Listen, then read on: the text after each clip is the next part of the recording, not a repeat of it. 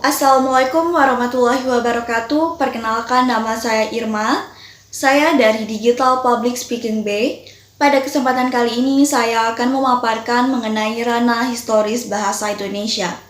Bahasa Indonesia sebagai bahasa identitas nasional patut membuat rakyat Indonesia berbangga. Bahasa Indonesia diilhami dari berbagai proses paduan bahasa, namun berperan besar dalam menyatukan bangsa Indonesia.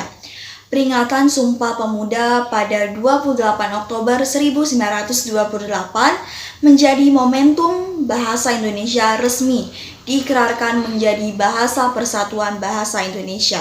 Menilik dari ranah historis bahasa Indonesia berasal dari bahasa Melayu. Bahasa Melayu sejak dulu telah dikenal dengan istilah lingua franca yang menempatkannya sebagai perantara komunikasi bagi berbagai negara yang terhubung dengan Indonesia. Tidak hanya digunakan di Kepulauan Nusantara, penggunaan bahasa Melayu hampir digunakan di seluruh kawasan Asia Tenggara. Penggunaan bahasa Melayu sebagai alat komunikasi telah digunakan sejak zaman Kerajaan Sriwijaya.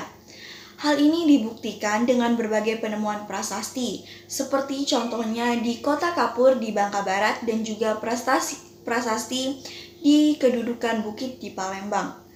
Kendati banyak ditemukan di Pulau Sumatera, namun temuan prasasti yang tertulis bahasa Melayu kuno juga ditemukan di Jawa Tengah dan Jawa Barat yang menunjukkan bahwa bahasa Melayu juga ditemukan di Pulau Jawa. Dalam perkembangannya, bahasa Melayu juga menjadi penghubung dalam interaksi perdagangan rempah yang melibatkan berbagai negara.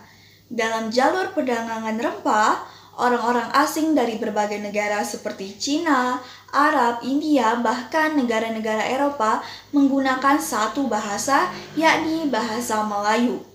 Bahasa Melayu sudah menempati kedudukan yang sangat penting sejak kedatangan bangsa Eropa. Bangsa Melayu dianggap sebagai bahasa terhormat di antara berbagai bahasa yang ada di negeri timur. Aktivitas perdagangan internasional di Laut Melayu pada abad ke-15 hingga abad ke-17 membuat bahasa Melayu semakin mapan sebagai lingua franca. Penggunaan bahasa Melayu dalam jalur perdagangan meluas hingga ke Filipina, Kamboja, hingga Vietnam. Penggunaan bahasa Indonesia yang bersumber dari bahasa Melayu telah disepakati oleh bangsa Indonesia dengan mempertimbangkan berbagai bahasa faktor. Indonesia adalah warisan tak benda Indonesia yang sangat bernilai dan harus dilestarikan. Dapat saya sampaikan, kurang lebihnya saya mohon maaf. Saya akhiri, wassalamualaikum warahmatullahi wabarakatuh.